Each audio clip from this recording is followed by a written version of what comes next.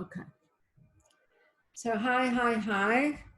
As you can see, I'm sitting in the midbar, which is very apropos because this week's we're starting to read the book of BaMidbar, which means in the desert, and the Pasha is BaMidbar.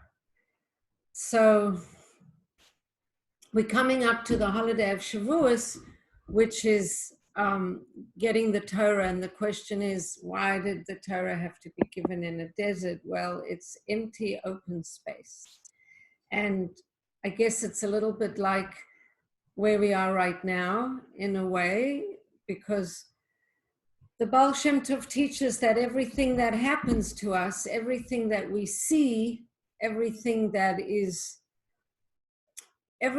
occurs is part of Hashem's plan. And if we're still in this crazy COVID lockdown state and we're coming up to the holiday of Shavuot, then there's a lot of obvious parallels. Why did the Torah have to be in a desert? Because Hashem wanted us to be in a place where there wasn't distraction. Hashem wanted us to be in a place where we would have to kind of be away from commerce, away from cities, away from interactions. We were in Egypt. We spoke last week that in Egypt, we couldn't even really catch a breath. One of the explanations of avoda baparach or baperach is that it's back-breaking labor. But Rashi explains that back-breaking labor was labor such that they couldn't even catch a breath.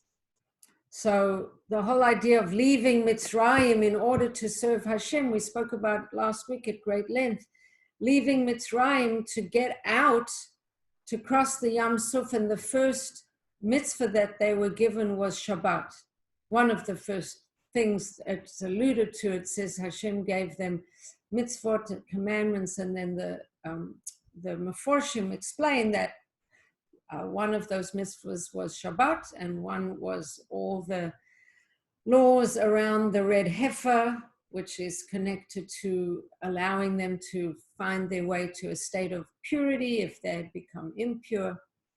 So this state of BaMidbar is, Rabbi Jonathan Sachs, I think, calls it the liminal space. And I used to think the word was limbic space, but it's actually liminal space.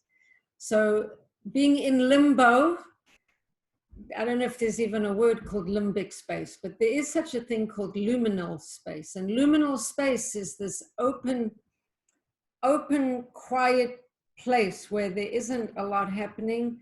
And that's the perfect place to prepare oneself to receive the Torah. It's interesting because for the last 2 years, my husband and myself have been in Yerushalayim for Shavuot, and we've been staying in a village called Ein Kerem, which is it's a village, but it's part of Yerushalayim, but very few people there, living there, and very few from people living there.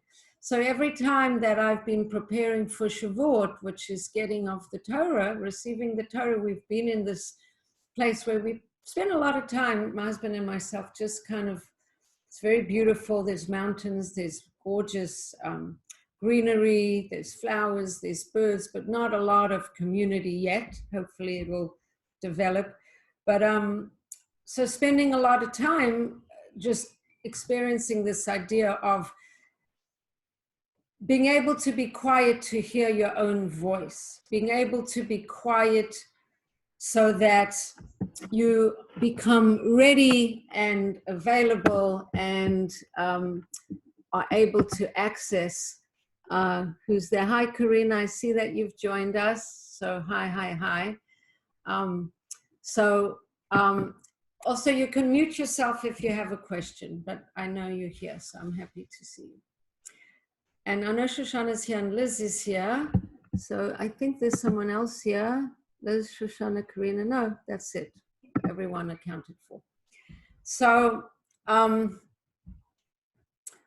open space, the empty space, the luminal space as a condition, as a reality in which to receive Torah. So of course the analogies are absolutely obvious, because now here we are in Corona lockdown, and we still are in Corona lockdown.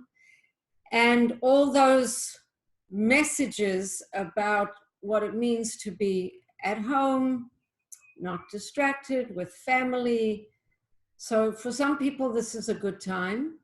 And for some people, this is a very challenging time. If you're alone, it's very challenging. If you're home with family and relationship with family is difficult, this is a very difficult time. If you're home and usually you rush around and you don't have time to connect, could be a good time. But the idea of connecting to all parts of oneself and having time to do that, and just this whole aspect of time and space, time and space is very pertinent. So that's just putting us in terms of the Parsha BaMidbar. If we wanted to go in terms of the actual day today, it's the 26th of the month of Iyar. We're coming soon to the month of Sivan. Next Thursday night and Friday will be the 6th of Sivan, the day we get the Torah. Or actually there's a discussion about that, if it's the 5th or the 6th, but the 6th is when we celebrate. So Sivan is the month that connects to the twins of Gemini, and it's the air month, and it's an ideas month, it's an intellectual, cerebral month, and of course getting the Torah is going to be this time of receiving this incredible wisdom, godly divinity, godly ideas. So the Hayom Yom is, the command is, you shall rebuke. The command, you shall rebuke, is preceded by the words, you shall not hate your brother. So 2 commandments. One is, do not hate your brother. And the next one is, you shall rebuke. You shall rebuke your brother. He's doing something wrong. You should tell him or her. So this could be very tricky. You could really mess this up as well. So it says, you shall rebuke is preceded by the words, you shall not hate your brother. For this is a precondition for the rebuke. The Torah continues, you shall not ascribe sin in him. For if the rebuke was ineffectual, you are certainly the one responsible, for yours were not words coming from the heart. So if we, and I like this Hayom Yom, sometimes I choose to read them and sometimes I don't, but I like this one because in BaMidbar and in the Parsha, there's a lot, and in what I want to talk with you about tonight, there's a lot about the individual and the community in terms of, in the Parsha, in BaMidbar, there's the counting in tribes, counting in groups, and then there's the value of the individual. So this is about how does one rebuke another, and if you don't have, if you have, God forbid, hate in your heart, you can't rebuke. So the opposite of that, you need to have love in your heart, and the old teaching that if you talk to someone else and you talk from your heart, so what comes from your heart will enter their heart. So if it didn't make any impact, if they completely unaffected by what you said, then good chance is that you didn't speak from the heart. So, and if you didn't speak from the heart, and if you're close to that person, then in a way you're partly responsible for the fact that they still, that it says, you shall not ascribe the sin to him, for if the rebuke was ineffectual, you certainly are the one responsible, for yours were not words coming from the heart. So it's a little bit heavy, putting it on us, but the idea is to feel this connection to the other. So this is a little bit contradictory, right? We're in COVID lockdown, a lot of us are actually spending a large amount of time alone. Some of us, not all of us. Thank God I have family here and I have a husband, but for some people, I know for some of you, this is a time of being alone, but then unexpectedly feeling connections to other people in unexpected ways. So coming into the idea of the Parsha, and also I would like to link it to the Sphira of the day, which is all about connection.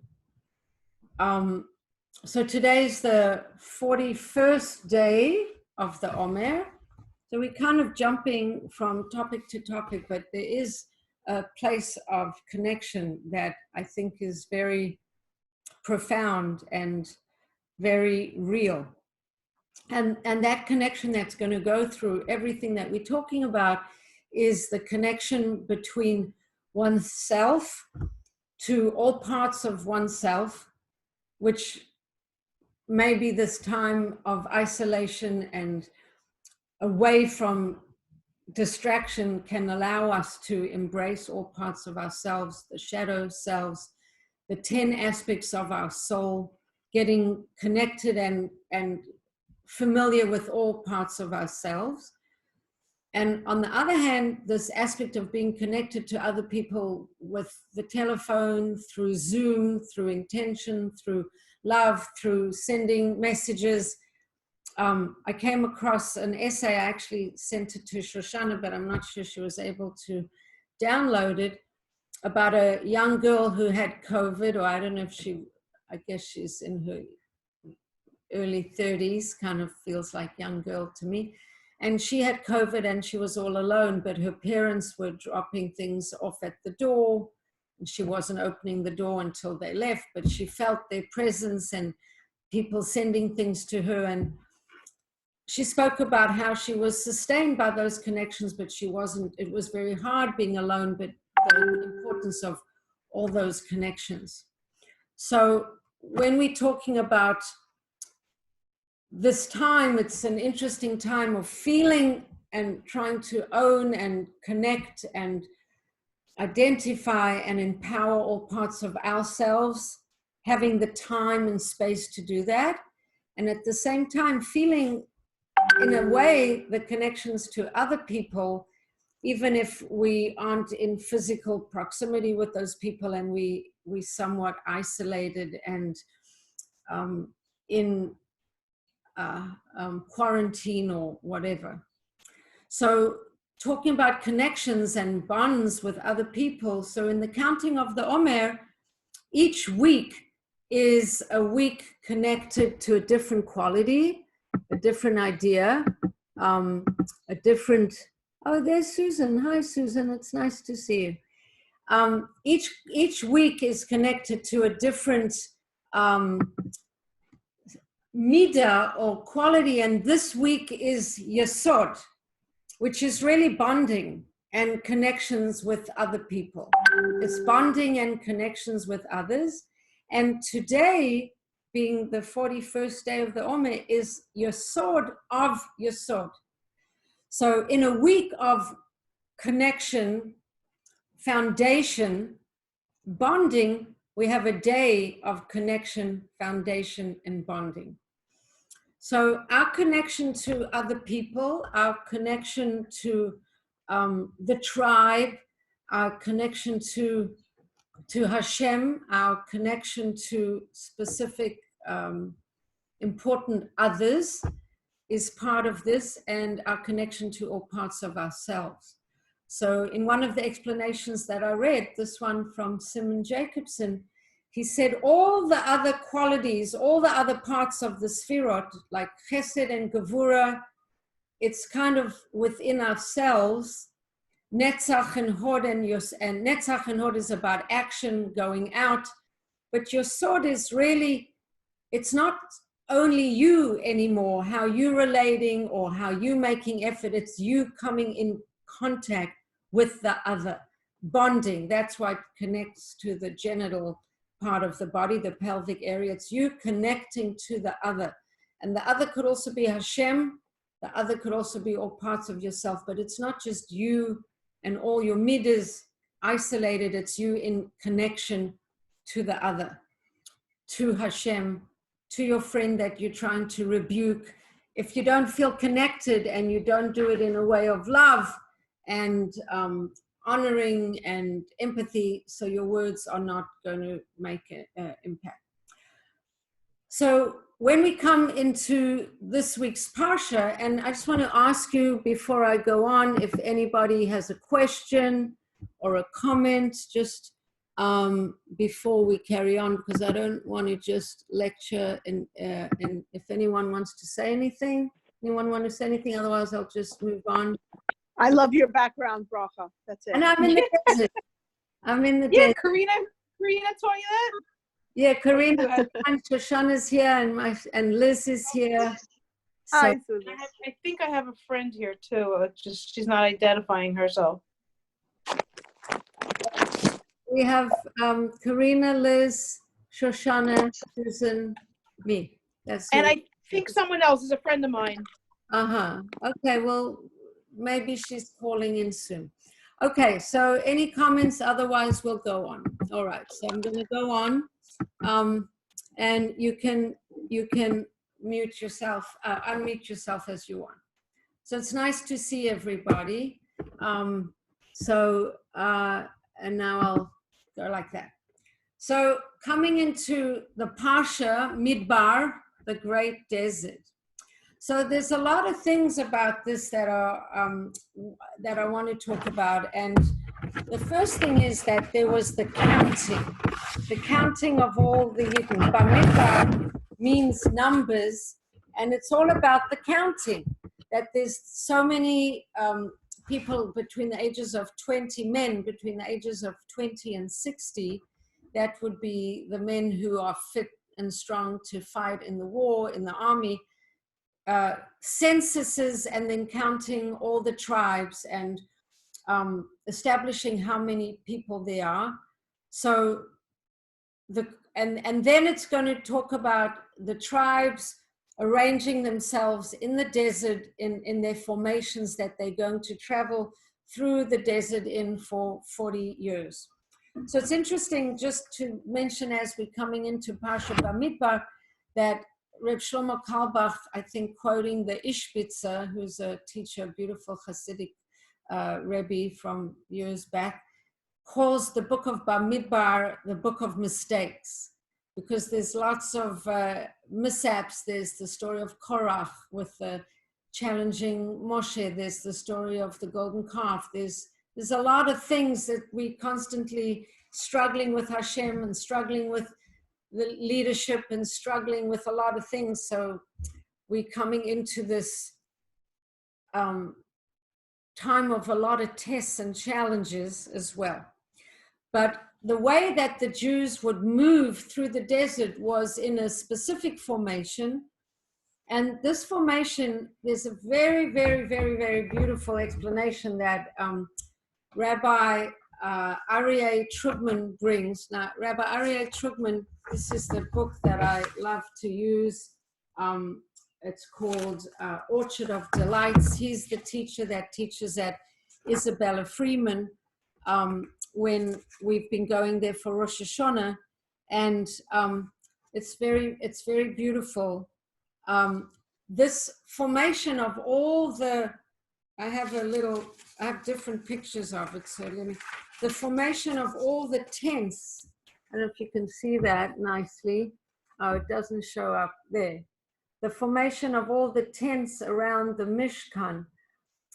It's interesting that this formation of the tents and the tribes around the Mishkan goes back and echoes in different levels throughout, going back to when Yaakov was running away from Esav after he got the blessings from his father Yitzchak, and he comes to a place, he leaves Eretz Yisrael, he comes to a place, he's on the way to going down to Lavan's house, and he lays down. Suddenly it's dark, and he says, oh, I didn't realize, it's the end of the day.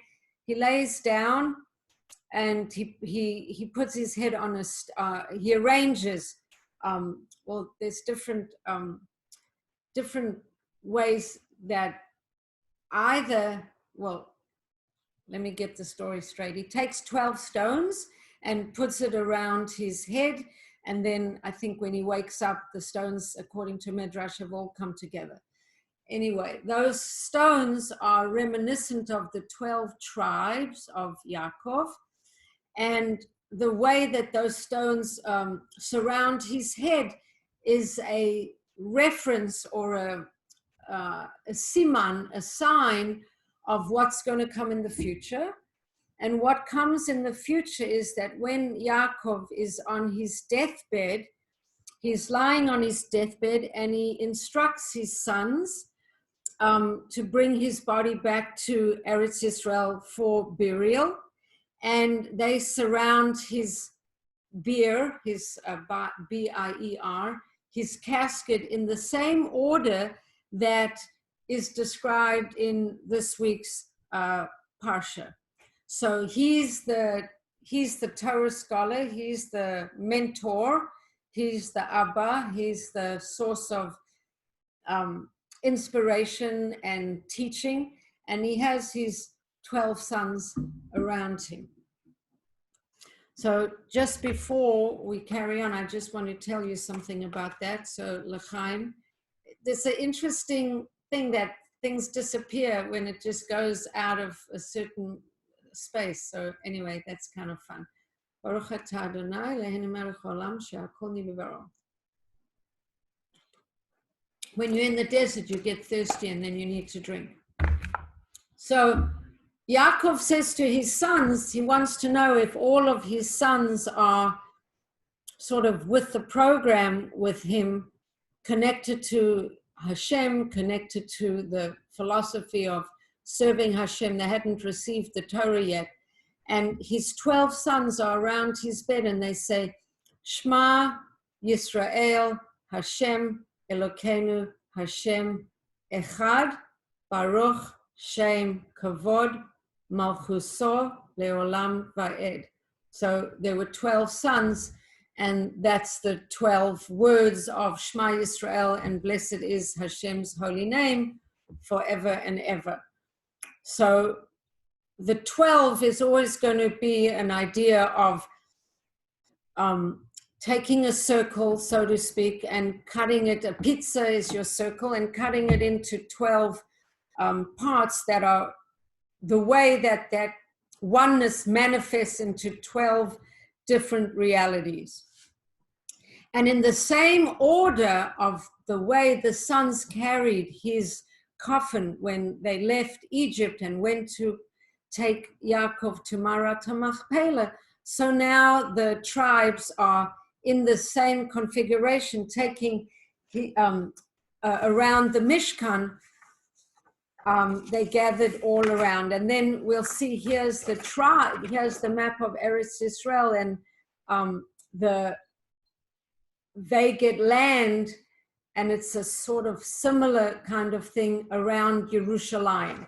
So in the Midbar, they all around the Mishkan, equidistant and in a specific order, and then when they get to Eretz Yisrael, they're going to be all around Jerusalem and the Beis HaMikdash in a similar order. So I just want to tell you a few things about this order, because it's another thing about this order is that I've only told you about 2 levels. There's the level of Yaakov and the stones around his head. Then there's the level of Yaakov being having passed away, and the 12 sons carrying him over to Hebron to be buried in the Marat HaMachpelah. And then there's going deeper, in a way, going deeper. The Mishkan in the desert is a prototype for the temple in Jerusalem. And the Zohar teaches that Jerusalem was established on 12 rocks, 3 on each side, all surrounding the Temple Mount. Symbolically, these 12 rocks symbolize the 12 tribes that surround Jerusalem, the heart of the Jewish people. And we always stay, no matter where Jews are in the world, we always daven to Jerusalem. So that's always in the center, and the idea of Jerusalem being in the center. And then there's another place where there's everything going around that, according to Jewish tradition, Hashem's Kisei HaKavod, his throne of glory. So I don't know exactly what Hashem's throne of glory is. It's very mystical, and somehow I guess the center of all of the creativity and all of the essence of what Hashem is, there's some kind of center of that. Hashem's throne of glory, the symbolic center of all the created spiritual and physical worlds, is surrounded by camps of angels on all four sides. Each of these camps of heavenly beings is led by one of the four archangels. Now, you've heard me saying a few times lately that whenever I come across teachings about angels, I feel like I want to know more about them. And it's just, in our very rational and literal world, we hear about otherworldly beings, and some people say those are crackpots, weirdos, you know, crazy people. And then it's very nice to read in Chumash, in Torah, descriptions very specifically about angels. So angels on all four sides, each of these camps of heavenly beings is led by one of the four archangels.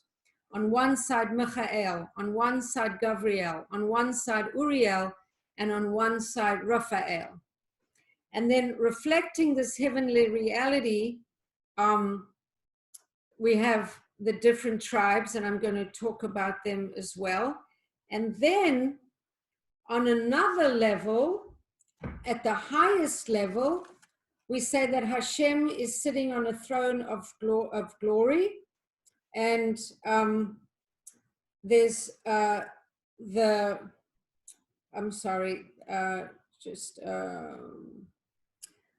we also have the idea that around the Kisei HaKavod, I just want to look for it inside. Right here, the four creatures in Ezekiel's vision, there were the four camps of angels corresponding to the four creatures that Ezekiel envisioned surrounding the throne of glory. So you have that construct. Let's go from the most concrete, and then we'll go. So the most concrete is Yaakov coming, laying down his head and putting the 12 stones around his head. Then we've got the idea that Jerusalem was made out of those 12 stones. Then the idea that when Yaakov asked his sons to carry his body to Hebron after he passed away, the 12 sons around. And then the idea of around Hashem's throne are these camps or legions of angels that are camped with different angels in charge of them. And then the last thing is the vision of Ezekiel, where he is surrounding the creatures, the four angels and the four creatures that surround the throne of glory. So I have this diagram, and I want to go through it with you because it will tell us around the Mishkan who's who and why it is like that. So we'll start with Yehuda, because even though Yehuda wasn't the eldest son of Leah, because it basically goes, the way that the order basically goes is Leah's children, then the children of Rachel, then Rachel's maidservants' children, and then the maidservant of Leah. But Yehuda has unusual prominence, and his brothers couldn't be right underneath him. So on in the north side is Yehuda, and he's the east side. The east side is Yehuda. Now this east side, we know that the sun rises in the east. It's this place where light comes into the world. And it's kind of like the best seat in the house, because right opposite the eastern side, that was the entrance to the Mishkan. And Yehuda was there together with the tribes of Yisachar and Zevulun. And right in front of them, a little bit closer to the Mishkan, were Moshe, Aaron, and Moshe, Aaron, and Kohos. Moshe, Aaron, it says here, Moshe and Aaron, sorry, Moshe and Aaron, Aaron HaKohen. So that's the most awesome place to be. It was right opposite the entrance to the Mishkan, and that connects to the sphere of Tiferet. The angel that would be corresponding would be Uriel, and in around the Kisei HaKavod, it would be the image of the human being, the man. And then on the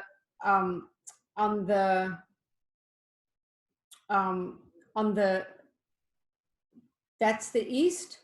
On the west side, opposite that would be Ephraim, and that would be Malchut. So we have, let's say on the top, we have Tiferet, Yehuda, the sunrise, the angel Uriel, and on the bottom side, we have earth. Yehuda's element is air, and then on the bottom, on the west would be earth. It's Malchut. It's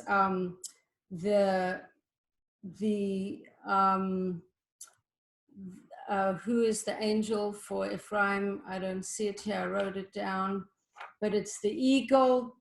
It's the Shechina. And then on the north side, we have Dan, fire, Gavriel, the ox, Gevura. All the negative things coming from the north, so we have to, Dan is sort of holding the fort over there. And on the south side, we have Ruvain, Shimon, and Gad. The element is water. It's Mechoel. It's Chesed. It's a sign of blessing. And the Bnei Kahata on that side, they carried the Aaron. And rain is in response to Torah learning. So I thought it was just cool and interesting to just look at this configuration around the Mishkan. It was very specific. It was very orchestrated, and each tribe had its place. Each group of tribes had a leader, and it was all organized. And later, this is the construct of the temple, and there's a certain order to creation. So let me just see if there's anybody who wants to say anything at this point. I'm just interested in hearing any comments about how this all arranges. If anybody wants to say anything. Does anybody want to say anything about this? Any comments? No? No comments. No comments? All right, so then I'll go on. What happened here? I would really like to hear something. What do you think about all that whole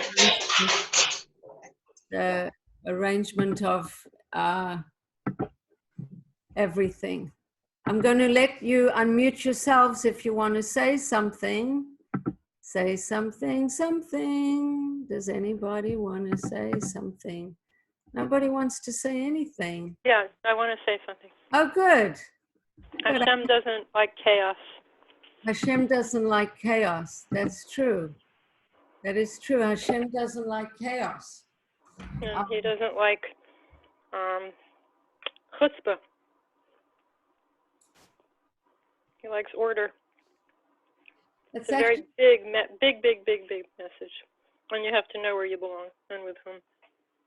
That's very interesting, because that was the whole, a lot of the underlining message of the Parsha of Kedoshim, that everything has its place and everything belongs in its particular place, and it shouldn't mix in its other place. And in terms of being holy, you can't mix this plant and plant it together with that plant. It has to be its own plant, planted in its own place. And a lot of the rules about that were brought down in Parshas Kedoshim were about things being in their own place. So that's an interesting comment. Which is why today, sorry? You want to say more about that? Yeah, which is why today, you know, we have this unruly behavior, and it's a whole free-for-all, and everybody, I mean, it's entered the frum world that we more or less, we don't always go by the rules, and we bend the rules, and you know, it's a very, very, very big message that we're not that we're supposed to be rigid, but we're supposed to know to whom we're supposed to be listening and adjust accordingly, because really big tzaddikim are very, very disciplined people. I mean, I'm not a disciplined person, but you know, that's essentially what we admire about them. And it follows that I've had the privilege of sort of knowing like different Hasiduses. You know, the Rabbanim all know to whom and with whom, and they did particularly in Europe, and many of them do today. They know where we belong and with whom and with which group. That they know this. They know whose neshamas they're responsible for.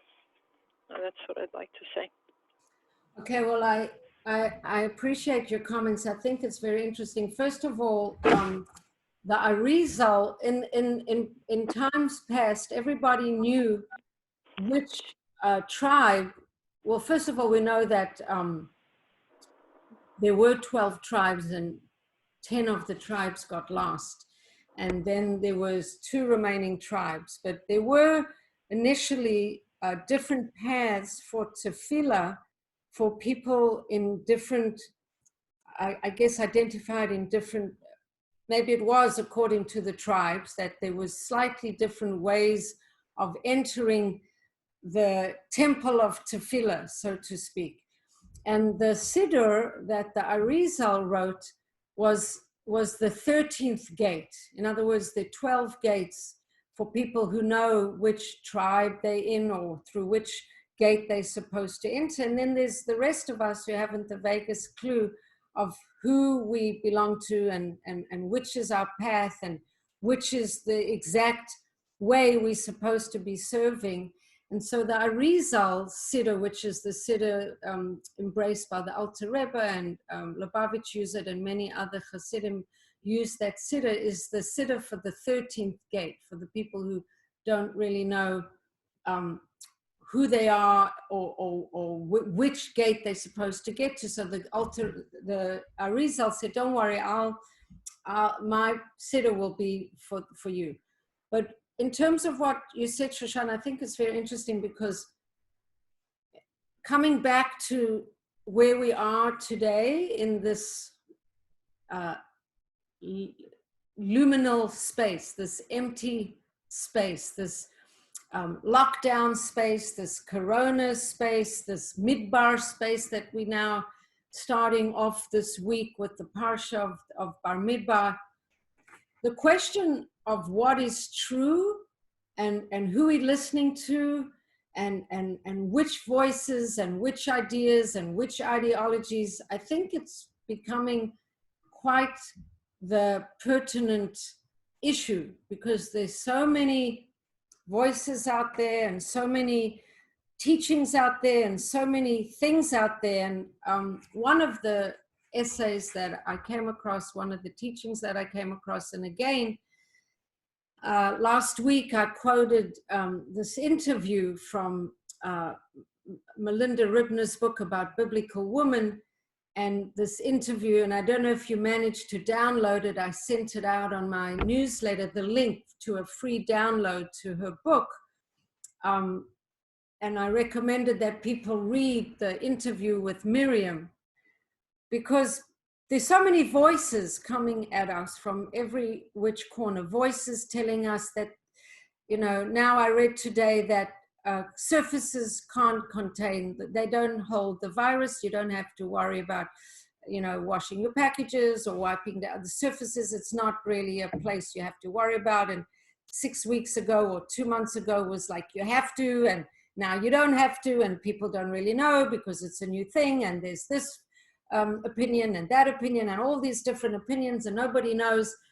And I've been teaching a lot lately about this Torah from Miriam, which is the idea that Miriam was suggesting to everybody that when we're moving towards Mashiach, we're moving towards a different Torah. We're moving towards a Torah, a feminine Torah, a Torah that comes from listening to within, from getting connected to one's intuition. And I know Shoshana's going to laugh at me because she tells me all this all the time, and now I'm going to be sprouting her words. But a Torah that comes from us going inward and listening to our intuition and accessing the truth within. So on the one hand, it's important to, like, this whole thing about which tribe you in and your orientation around the Mishkan in the desert, and all the tribes were specifically arranged in their places around the Mishkan. And on one case, that's a very clear teaching about be in your right place, don't be all over the place. Maybe with Corona, the message is be in your own place and stop running around everywhere, and just get grounded and settled and kind of grounded, which is another part of your sword in a way, foundation. Get settled, get bonded, get connected to your own core. But this aspect of listening within, as opposed to listening to all the voices and hearing all the voices, it's an interesting parallel between listening, knowing to whom you're attached and who are your teachers, and we don't always know who they are on the one hand, trying to find them, and then learning to listen within. So in a similar way, also related to the Parsha, actually not related, but very definitively mentioned in the Parsha, there's another beautiful thing here, which I wanted to read, and there's a lot to say about this also. So we're coming to the second chapter of the Parsha, and it says, Hashem spoke to Moshe and Aaron, saying, the children of Israel should encamp in such a way that each man is in his own division of 3 tribes, signposted by a flag, which contains the same color as the gemstone in the high priest's breastplate that is identified with his father's house. They should encamp around the tent of meeting at a distance of 1 mil.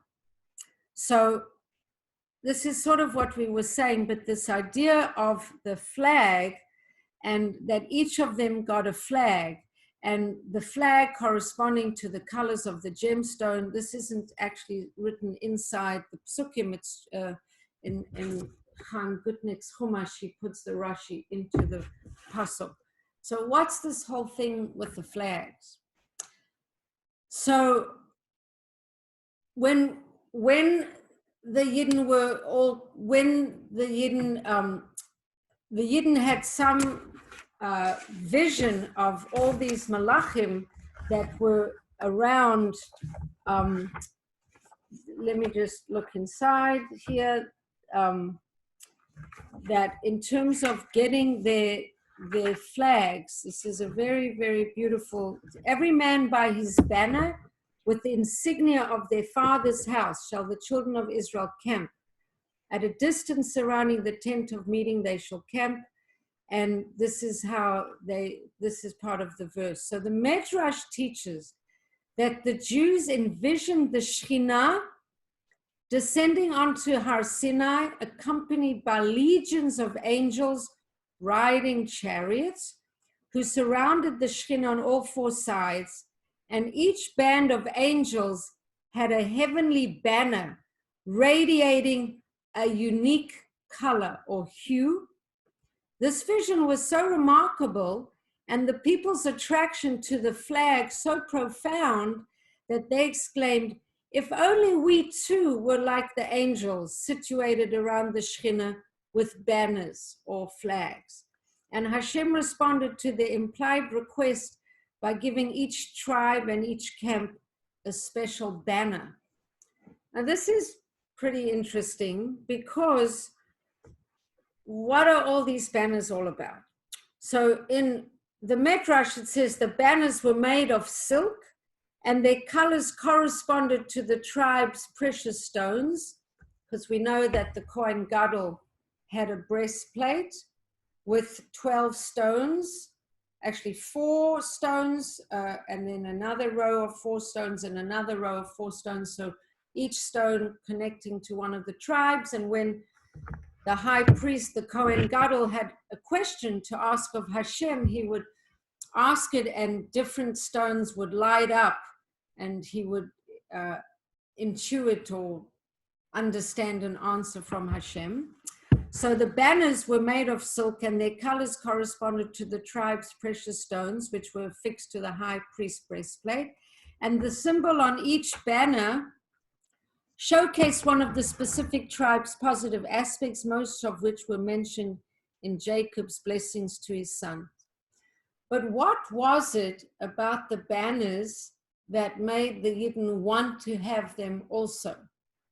Because I could imagine if I took my grandsons to some kind of rally or march or parade and people had flags, I could totally imagine that my grandsons would say, we want those flags too. We want flags. But in this situation, what was it that the Yidden felt so compelled and desirous that they should have these banners? So it says the flag symbolized, what did the flag symbolize in this spiritual way? So it says, since angels have no free will, their entire beings reflected their essential nature and their divinely appointed task that they were given to perform.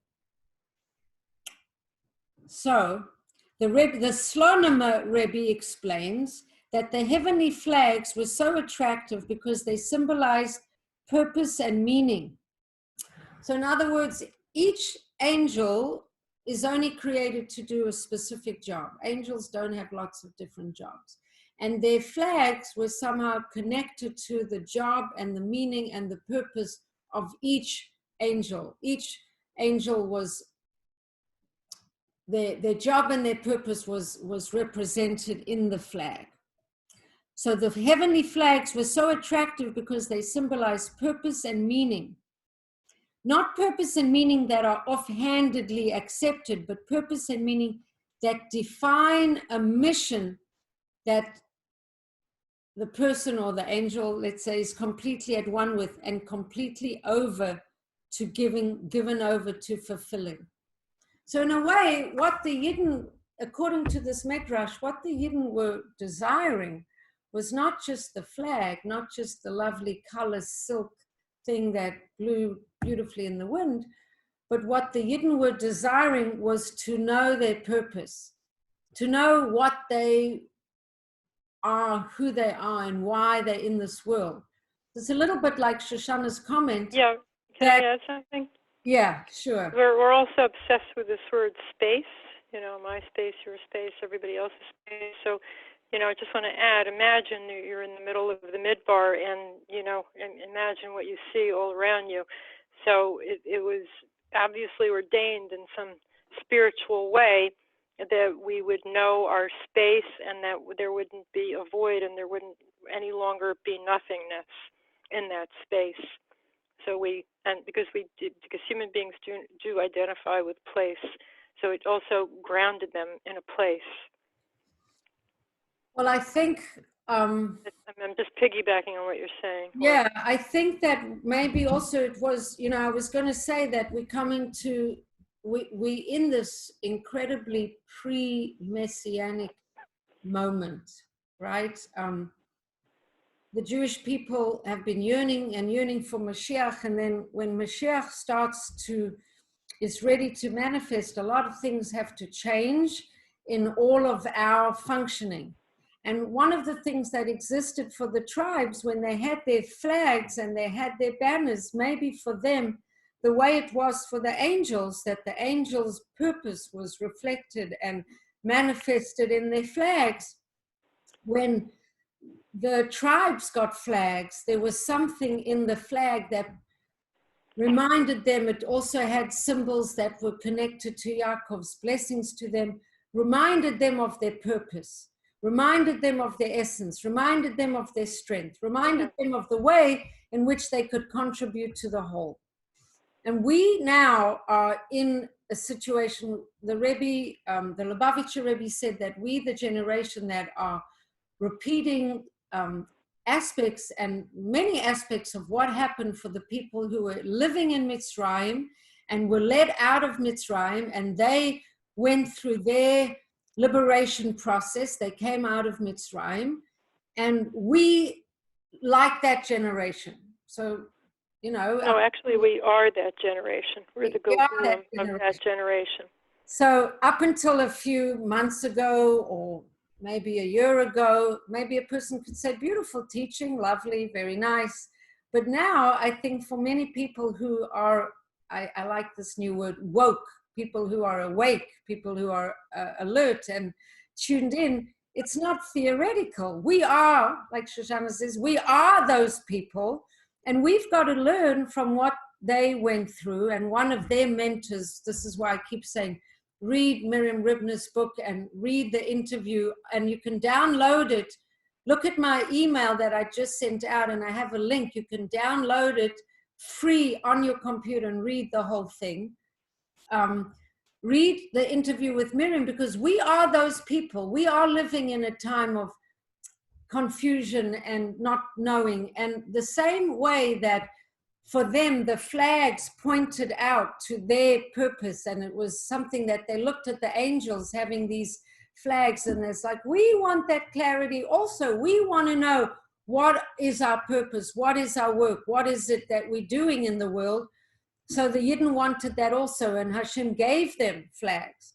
And now we want to know also, what is our purpose? And so Hashem said, well, you know, get real.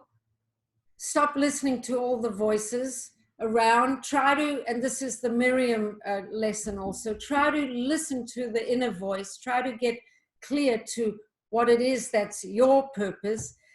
And an interesting thing, and I've spoken about this before, that in the times of Mashiach, there'll be a certain level of prophecy coming back into the world. And I mentioned it before, that people will start having more vivid dreams. People will start being more able to access previous Gilgulim, previous incarnations. And this is part of people getting more connected to their purpose, more connected to their identity, more connected to the truth of who they are.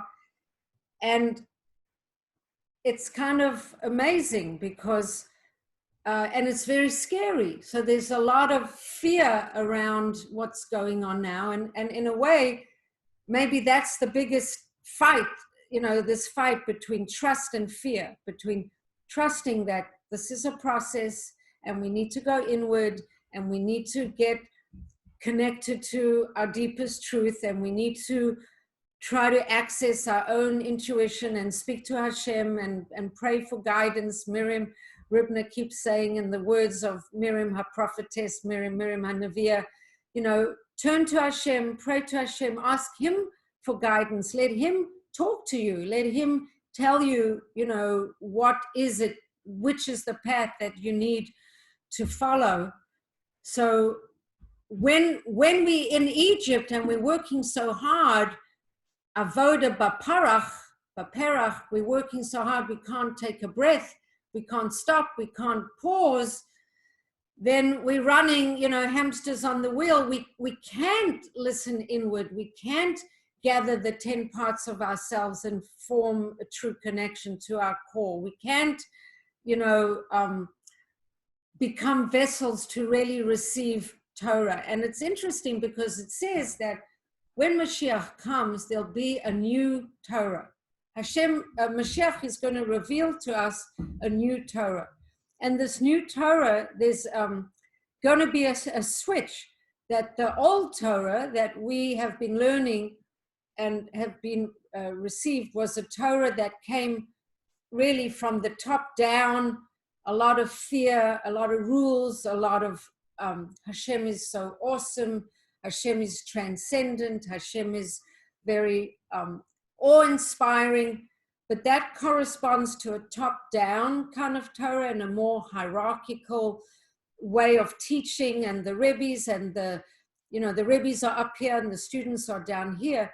That Torah is going to be replaced with the Torah that's from the bottom up, and that's a more feminine Torah, and instead of it being taught and received, it has to be kind of felt from within and expressed in a different way, the revelation of the Shekhinah, which is Hashem's presence filling into the world, into the vessels of the body. That's why we talk about the body becoming, it says that it used to be that the body followed the soul, and when Mashiach comes, the soul is going to really learn and follow the body. And what does that mean?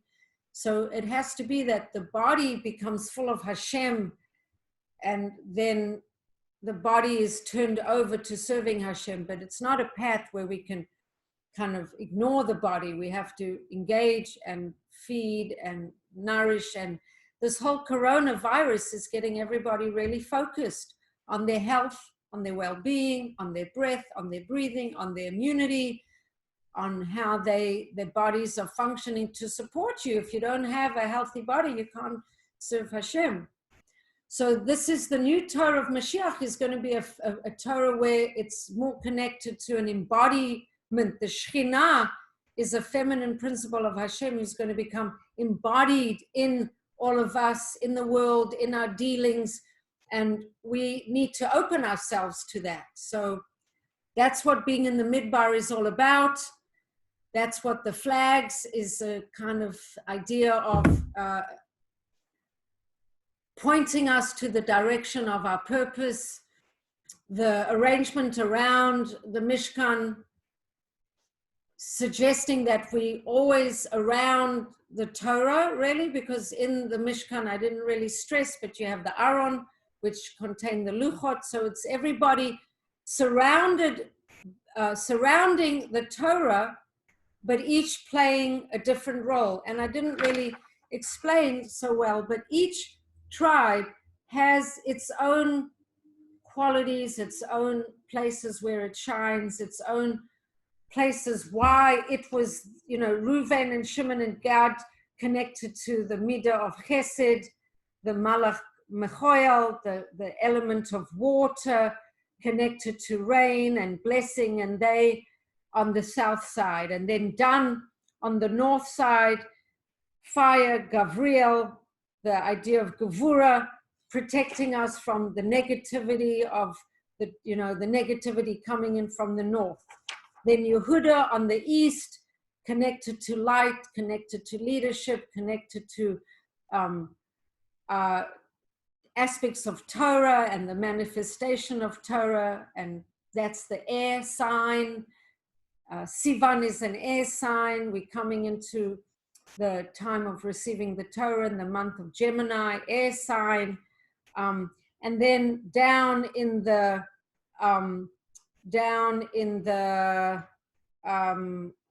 west, we have Ephraim, the earth, Malchut, the Shekhinah, and all of these things.